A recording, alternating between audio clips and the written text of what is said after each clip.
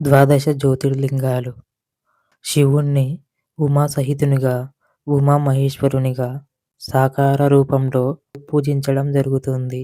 అలాగే లింగ రూపంలో అమూర్తిగా, నిరాకారంగా పూజించడం జరుగుతుంది. లింగ రూపంలో పూజలందుకుంటున్న శివుని మూర్తిలో ద్వాదశ జ్యోతిర్లింగాలు అత్యంత ప్రముఖంగా, పవిత్రంగా భావించడం జరుగుతుంది.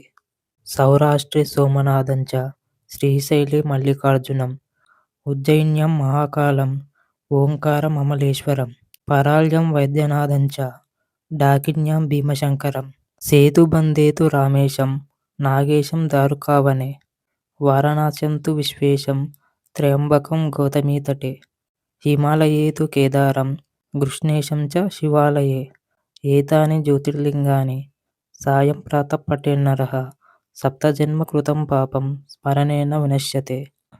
ఎవరైతే ఉదయం, సాయంత్రం, సంధ్యా సమయాలలో ఈ ద్వాదశ జ్యోతిర్లింగాల సూత్రాన్ని పఠిస్తారో వారికి 7 జన్మల పాపం నశిస్తుంది. ద్వాదశ జ్యోతిర్లింగాలలో మొదటిది సోమనాథ్ జ్యోతిర్లింగం, గుజరాత్. మల్లికార్జున జ్యోతిర్లింగం, శ్రీశైలం, ఆంధ్రప్రదేశ్.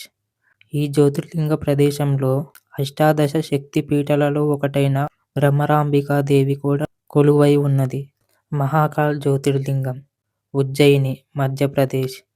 ఓంకారేశ్వర జ్యోతిర్లింగం, ఓంకారేశ్వర్, మధ్యప్రదేశ్. వైద్యనాథ్ జ్యోతిర్లింగం, దేవ్ఘర్, జార్ఖండ్. భీమశంకర జ్యోతిర్లింగం, డాకిని, మహారాష్ట్ర.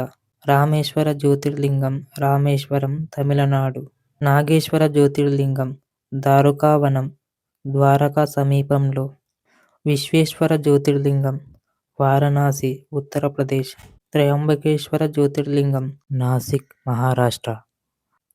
కేదారేశ్వర జ్యోతిర్లింగం, హిమాలయాలు.